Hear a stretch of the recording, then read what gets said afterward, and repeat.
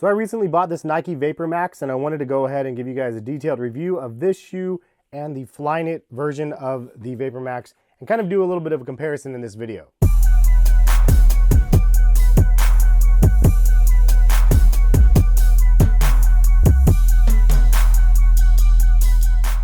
What is going on, guys? Hess here from CollectiveKicks.com. If you guys want to shop this week's top sneaker deals, check the link in the description, and happy shopping.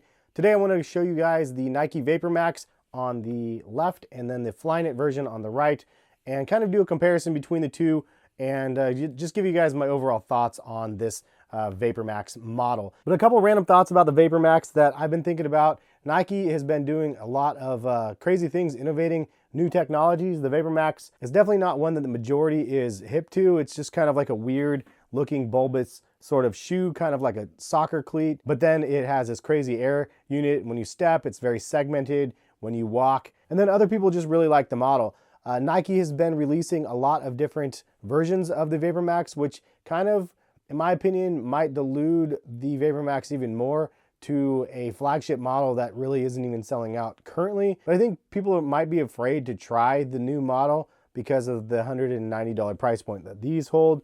And this is more of an entry-level price point at $175. I know it's only $15 difference, but it is a little bit more appealing to maybe the average consumer than the $190 price tag. This is the model that definitely brought everything to the market. This is like one of the OG colorways, one of the first releases of the Vapor Max, and you could see my insole thing like is rubbed off because I've worn this pair so much. There's a lot of yellowing on the bottom. I did a really detailed review on these. If you guys want to see that review, check the link in the description of this video and you can go watch that review.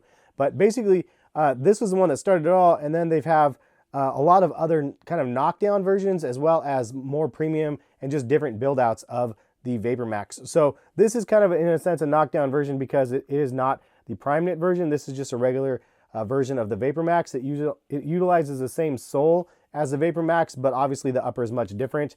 They also do have a couple other versions out there. The Air Vapor Max Flyknit Utility, which is the pinnacle kind of price point at $225.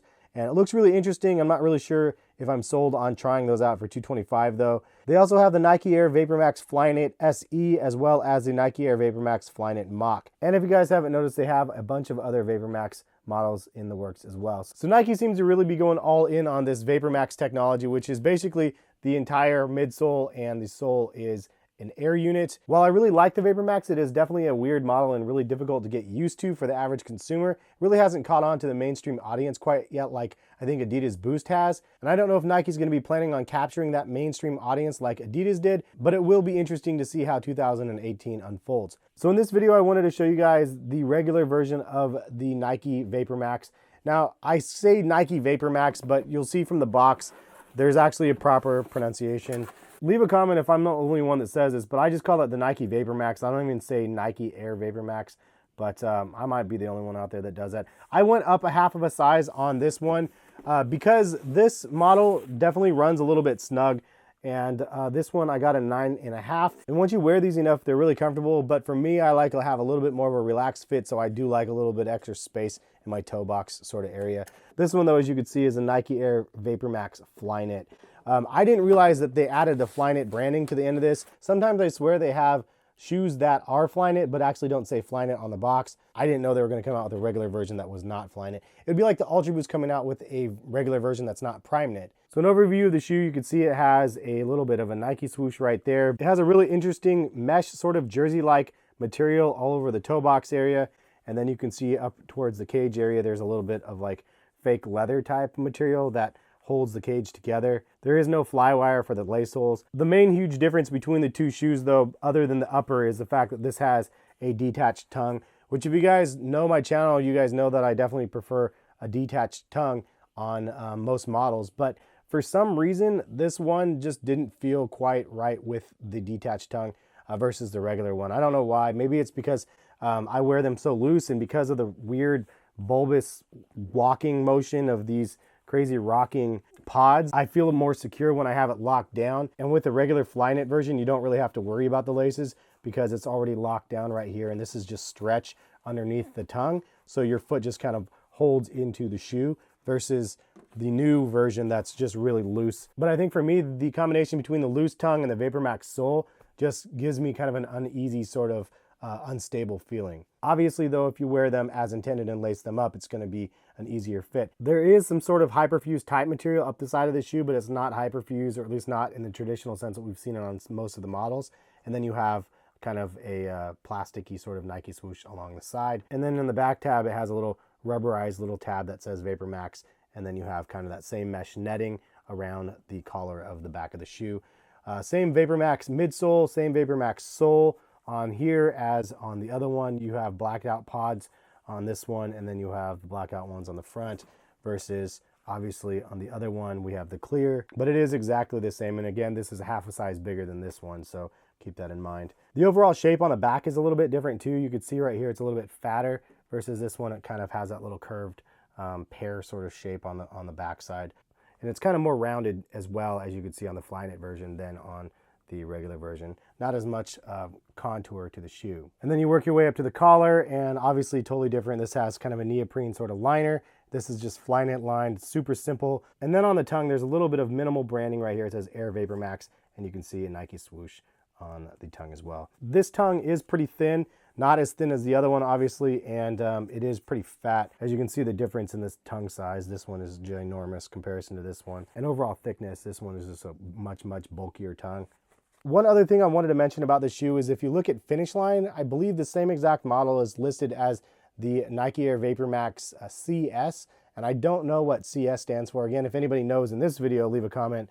And last video, when I unboxed these, a lot of people left some hilarious comments of what CS meant. I don't know the actual true definition of CS. Interesting that they're mixing up the branding. All I can think of is maybe they had an exclusive with Finish Line at first, and then they expanded it or something. I just don't really know their direction or why they did that, but it's kind of confusing though, because you see so many different VaporMax models again hitting the market. You have the SE and then the CS, but then the CS is the same as the regular. There's just a lot going on with the same name. Adidas has the same sort of thing with the Ultra Boost, except for the naming convention seems a little bit more uniform. So the big question is it worth paying $175 for this version of the Nike Air VaporMax, or is it worth paying the $190 for the Nike Air VaporMax Flyknit? I mean, it's a $15 difference, so if you had the extra $15, do you spend it on this shoe? Really is the big question. And my opinion is yes, like for sure, this is the superior version of the shoe. For $15 extra, I mean, I paid $15 extra to get a special box for pairs of sneakers before, like the Concepts Ugly Christmas Sweater Dunks. I paid $15 extra for that. Like, I would definitely pay $15 extra to get this model over top of this one. I don't have my scale in front of me, but it feels like this one is heavier than this version. Aesthetically, I think that the Flyknit version is definitely much better than the regular version. The VaporMax usually fits pretty narrow, and I have pretty wide feet, so this one was a little bit uncomfortable at first, but the more I wore them, the more comfortable that they were. I think that the regular version might be a little bit more wide feet friendly than the Flyknit version, but I would still take the Flyknit version over top of this one if I had to choose between the two. I don't think that this model is a bad model though, and if the price is right, then I think this is a great alternative and a nice stylistic difference between the Flyknit version if you really don't like that one. Some of you guys actually might prefer this one over the regular one, and if you do, leave a comment. I personally just don't like this one as much as this one. I did want to give it a try. On feet, they feel somewhat similar, but they don't feel like the same shoe. Obviously, the midsole is the biggest factor because the midsole is exactly the same. So they both have that weird heel-to-toe transfer sort of thing because of all the segments on the bottom, but overall, I mean, they do feel different. They don't feel bad. I just would prefer, again, this one. This one feels like more uniform, more conformed to your foot. But have you tried the VaporMax yet? If not, why haven't you given it a try yet? Are you holding out for another Off-White collaboration that's supposed to be happening early this year? Or what are you guys looking for? And you can see my Off-Whites in the backdrop right there. But it's interesting to see Nike put so much effort into this one air unit technology, but I'm behind it. I just am sort of baffled because I feel like it could be better. And that's the only thing I can say about that. Like, I definitely am hoping that they can improve upon the VaporMax for like a VaporMax 2 and have it be even awesomer. Anyway, that's kind of my 2 cents about the shoes. Leave some comments. Let me know what you guys think about the video. Hopefully you guys enjoyed. And if you guys want to purchase any of the Nike VaporMax shoes,